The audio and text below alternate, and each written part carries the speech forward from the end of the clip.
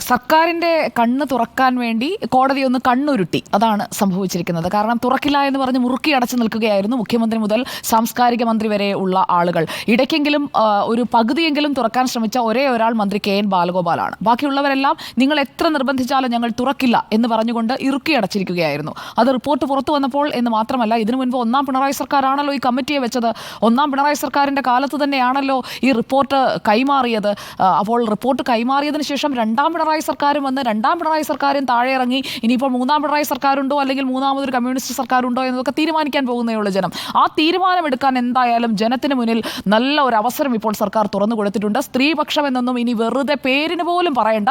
കുടിച്ച വെള്ളത്തിൽ നാട്ടുകാർ വിശ്വസിക്കാൻ പോകുന്നില്ല ഈ സർക്കാരിനെ എന്നുള്ളതാണ് ഈ വിഷയത്തിലെ എൻ്റെ അഭിപ്രായം. കോടതി സർക്കാരിനെ പിടിച്ചോ എന്നല്ല, കോടതി സർക്കാരിനെ അങ്ങോട്ട് കീറി അങ്ങോട്ട് നാട്ടുകാരുടെ മുന്നിലേക്ക് ഇട്ടുകൊടുത്തു. ഇതാണ് സർക്കാർ ചെയ്തുകൊണ്ടിരിക്കുന്നത്. ചോദ്യങ്ങൾക്കൊന്നും ഉത്തരവുണ്ടായിരുന്നില്ലല്ലോ. കൃത്യമായി പറഞ്ഞതാ, ഞങ്ങൾ പഠിക്കാനായിട്ടാണോ അല്ലെങ്കിൽ പഠിച്ചതിന് ശേഷം വന്ന ഒരു റിപ്പോർട്ടിനകത്തെ കാര്യങ്ങൾ അറിയില്ല, കണ്ടില്ല, നോക്കട്ടെ എന്ന് പറഞ്ഞുകൊണ്ടിരിക്കുന്നത്. 4.5 വർഷം മുൻപ് കിട്ടിയതാണല്ലോ റിപ്പോർട്ട്. അത് ഇതുവരെ പഠിക്കാൻ സമയമായില്ല എങ്കിൽ ഇനി എന്നാണ് പഠിക്കുക?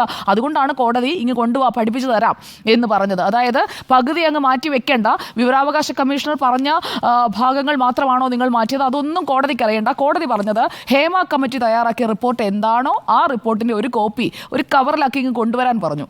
ആ കവറിലാക്കി കൊണ്ടുവന്നതിന്മേൽ ഇനി കോടതി പറയും എന്താണ് ചെയ്യേണ്ടതെന്ന്. കാരണം സർക്കാരിന് പഠിക്കാൻ സമയമില്ലല്ലോ, കോടതിക്ക് പഠിക്കാൻ സമയമുണ്ട്. കോടതി ഇന്ന് കൃത്യമായ ഒരു സ്റ്റാൻഡ് ആ വിഷയത്തിൽ എടുക്കുകയും ചെയ്തിട്ടുണ്ട്. ഇവിടെ ഒരു കാര്യമാണ് ഏറ്റവും പ്രസക്തം. കുറ്റവാളികളെ സംരക്ഷിക്കാനുള്ള ഒരു ശ്രമം ബോധപൂർവം ഇവിടെ നടക്കുന്നുണ്ട്.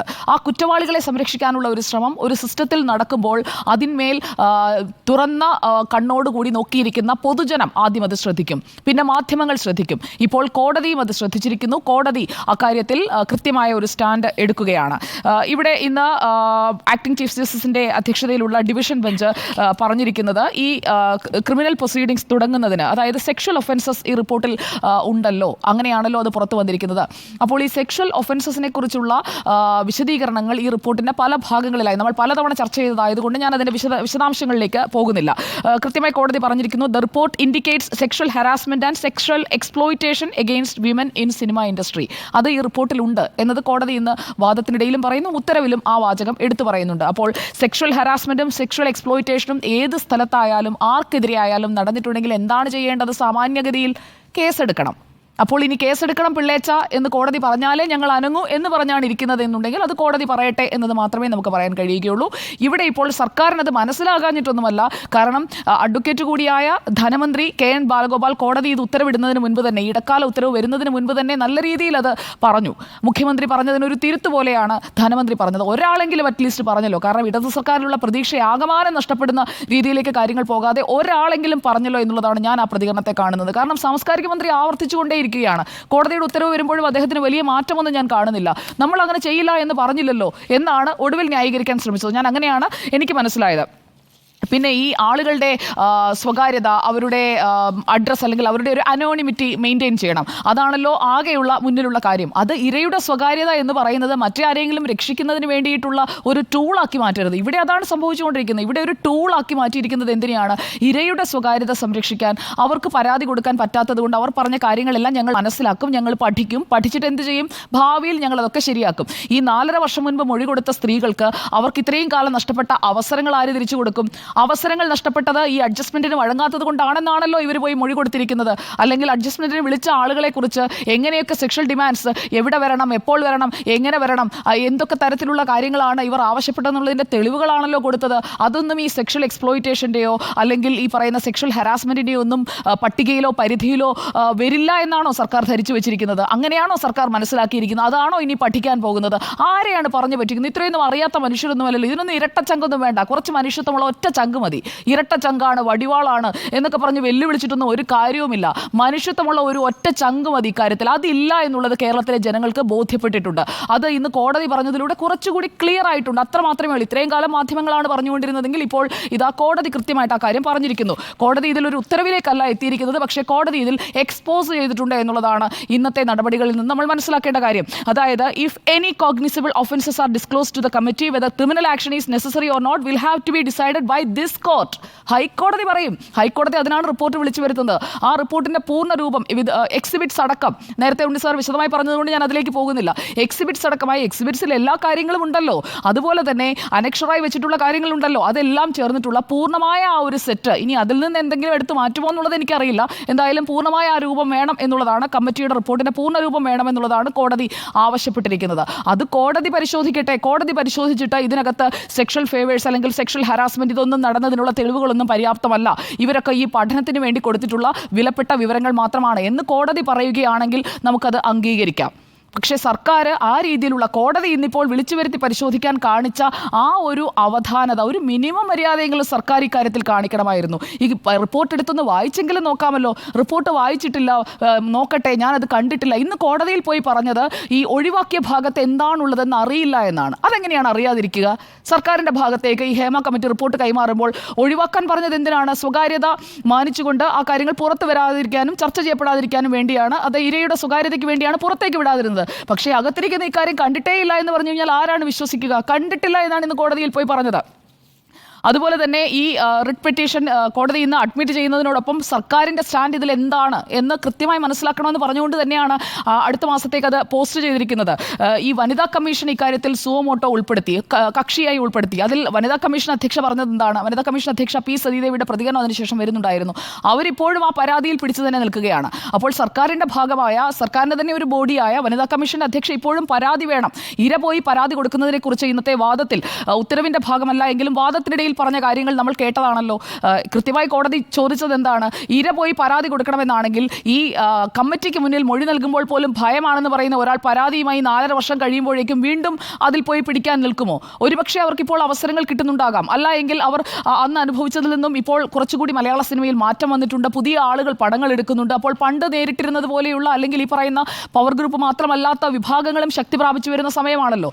അപ്പോൾ ആ രീതിയിൽ അവസരങ്ങൾ കിട്ടുകയോ അല്ലെങ്കിൽ അവർ മറ്റൊരു ലൈവ്ലിഹുഡിലേക്ക് പോവുകയോ ഒക്കെ ചെയ്തിട്ടുണ്ടാകും. അപ്പോൾ അവർ വീണ്ടും ഈ പരാതിയുമായി ഇതിന് പിന്നാലെ പോകണം, പരാതി കൊടുക്കണം എന്ന് പറയുന്നതിൽ ഒരർത്ഥവുമില്ല എന്നുള്ളത് ആർക്കും ബോധ്യപ്പെടുന്ന തരത്തിലാണ് ഇന്ന് കോടതിയുടെ ഭാഗത്തു നിന്നുള്ള കമൻസ് ഒക്കെ നമ്മൾ കണ്ടത്. അതുകൊണ്ട് തന്നെ ഇനിയിപ്പോൾ കോടതി ഇക്കാര്യത്തിൽ എടുക്കാൻ പോകുന്ന സെപ്റ്റംബർ 10-ാം തീയതിയിലേക്കാണ്, 10/9/2024 പോസ്റ്റ് ചെയ്തിരിക്കുന്നത്. അതിനു മുൻപ് തന്നെ സർക്കാർ ഈ ഒരു കോപ്പി, മുഴുവൻ റിപ്പോർട്ടിന്, എൻ്റെ റിപ്പോർട്ടെന്നാണ് പറഞ്ഞിരിക്കുന്നത്, അത് സീൽഡ് കവറിൽ കോടതിക്ക് മുന്നാകെ കൊടുക്കണം. അതുപോലെ തന്നെ സർക്കാരിൻ്റെ സ്റ്റാൻഡ്, കേസ് എടുക്കുന്നതിൽ സർക്കാരിൻ്റെ സ്റ്റാൻഡും കൃത്യമായി 10-ാം തീയതിക്കുള്ളിൽ അറിയിക്കണം. അതായത് ഇനിയിപ്പോൾ ഒരു 18 ദിവസമാണ് ബാക്കിയുള്ളത്. ഇന്ന് 22-ാം തീയതിയാണ്. 18 ദിവസമാണ് ഇനി ബാക്കിയുള്ളത്.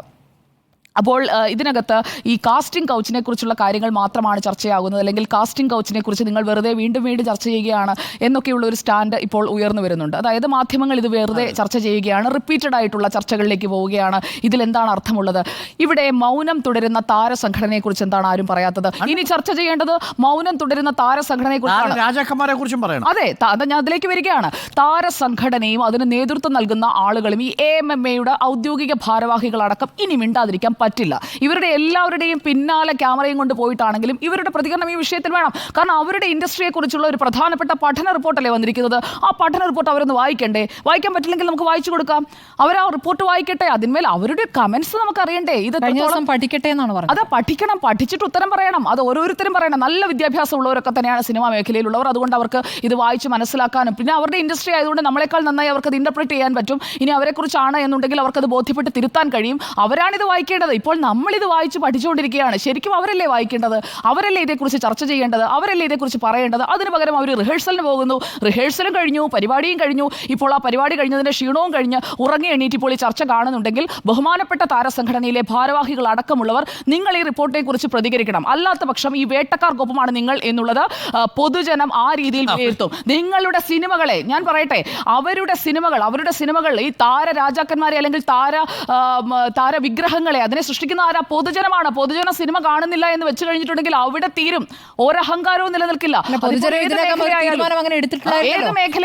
ഏത് മേഖലയായാലും പൊതുജനത്തിന് മുന്നിൽ തുറന്നു പറയാൻ, ഈ വിഷയത്തിൽ ഒരു അഭിപ്രായം പറയാൻ അവർ തയ്യാറാകണം. ആ ഒരു ആർജവം കാണിച്ചേ മതിയാകും. അല്ലാതെ ഇതുപോലെയുള്ള ഷോസ് നടത്തുന്നതോ അല്ലെങ്കിൽ സിനിമകൾ പിടിക്കുന്നതോ സിനിമകൾ ബോക്സ് ഓഫീസ് ആക്കുന്നതോ അതായത് 100 കോടി ക്ലബിലും 50 കോടി ക്ലബിലും ഒന്നും കയറി കൂടുന്നതൊന്നുമല്ല. അന്തസ്സോടുകൂടി ഉത്തരം പറയാൻ തയ്യാറാകണം. ഈ ഒരു കമ്മിറ്റിയുടെ റിപ്പോർട്ട് ഇതിപ്പോൾ സർക്കാരിന്റെ കണ്ണു തുറപ്പിക്കാൻ വേണ്ടി കോടതി കോടതി നോക്കി.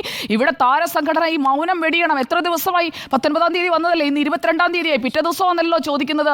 ഈ ഇത്രയും പേജുള്ള ഈ റിപ്പോർട്ട് വായിച്ച് മനസ്സിലാക്കാൻ ഒരു 3-4 മണിക്കൂറൊക്കെ ധാരാളമാണ്. ഒന്ന് ഇരുന്ന് വായിച്ചാൽ മതി. നല്ല വായനാശീലമൊക്കെയുള്ള സെറ്റുകളിലൊക്കെ പുസ്തകങ്ങളൊക്കെ കൊണ്ടുപോയി വായിക്കുന്ന വലിയ വലിയ ടീമുകളൊക്കെ ഉണ്ടല്ലോ. അവരൊക്കെ ഈ റിപ്പോർട്ടൊന്ന് വായിക്കട്ടെ. അവരുടെ പ്രസ്ഥാനത്തെക്കുറിച്ചുള്ള അല്ലെങ്കിൽ അവരടങ്ങുന്ന ഒരു സമൂഹത്തെക്കുറിച്ചുള്ള ഒരു പഠന റിപ്പോർട്ടാണ്. അതിൽ ഒരു മാറ്റം വരുത്താൻ, ഒരു പ്രോഗ്രസീവായ സ്റ്റാൻഡ് എടുക്കാൻ അവർ തയ്യാറാണോ എന്നുള്ളതാണ് കേരളത്തിന് അറിയേണ്ടത്. അല്ലാത്ത പക്ഷം എന്താ സംഭവിക്കുക? മലയാളം ചലച്ചിത്ര ലോകം പുറത്ത് ചർച്ചയാവുന്നത് അങ്ങനെയാണ്. ഇപ്പോൾ ഇംഗ്ലീഷ് മാധ്യമങ്ങളിലെല്ലാം അടക്കം ഈ ഹേമ കമ്മിറ്റി റിപ്പോർട്ടിന് ഉള്ളടക്കം വന്നിട്ടുണ്ട്. അത് പുറത്തൊക്കെ ചർച്ചയാവുന്നുണ്ട്, മറ്റ് ഇൻഡസ്ട്രികളിലും ചർച്ചയാവുന്നുണ്ട്. ഇവിടെ മലയാളം ഫിലിം ഇൻഡസ്ട്രി മൊത്തം ചീഞ്ഞളിഞ്ഞു കിടക്കുകയാണ്, മലയാളം ഫിലിം ഇൻഡസ്ട്രി റോട്ടനാണ് എന്ന് പറയാൻ എളുപ്പമാണ്. അങ്ങനെയല്ല, ഞങ്ങൾ അങ്ങനെയല്ല, അത്തരക്കാർക്കൊപ്പം ഞങ്ങളില്ല എന്ന് ആർജവത്തോടെ പറയാൻ കഴിയണം. എല്ലാവരും മോശക്കാരാണെന്നുള്ള അഭിപ്രായം എനിക്കില്ല. പക്ഷേ ഇതിൽ മറുപടി പറയാൻ, അല്ല എങ്കിൽ ഈ റിപ്പോർട്ടിനെ കുറിച്ചൊന്ന് കമന്റ് ചെയ്യാൻ പോലും തയ്യാറാകാതെ മാറി നിൽക്കുമ്പോൾ നിങ്ങൾ ഇതിനൊപ്പമാണ്, അല്ലെങ്കിൽ ഈ ഇൻഡസ്ട്രിയെ ഇങ്ങനെ റോട്ടനാക്കുന്നതിൽ നിങ്ങൾക്കൊക്കെ പങ്കാളിത്തമുണ്ട് എന്ന് തന്നെയാണ് അതിൻ്റെ അർത്ഥം. സിനിമ ഇൻഡസ്ട്രിയിലെ മാൽ പ്രാക്ടീസസ് അത് മാത്രമല്ലല്ലോ, കഞ്ചാവ്, മയക്കുമരുന്ന്, കള്ള്, ഇതെല്ലാം കഴിഞ്ഞിട്ടാണല്ലോ വന്ന് ഈ അസഭ്യം പറയുന്നത്, മോശമായി പെരുമാറുന്നതുമൊക്കെ.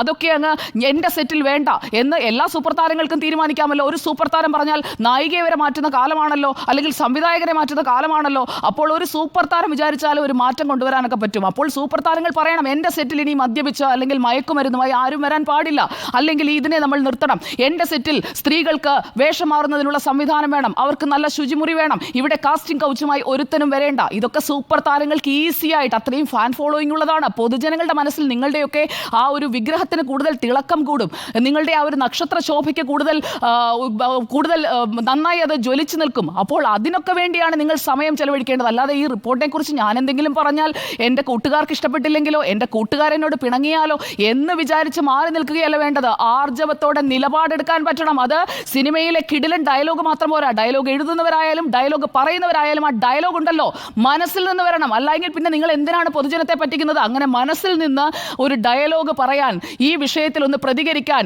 ഇനിയും ആരെ പേടിച്ചാണ് ഇരിക്കുന്നത്? എന്തിനാണ് പേടിക്കുന്നത്? ഒളിക്കാനൊന്നുമില്ലെങ്കിൽ എന്തിനാണ് പേടി?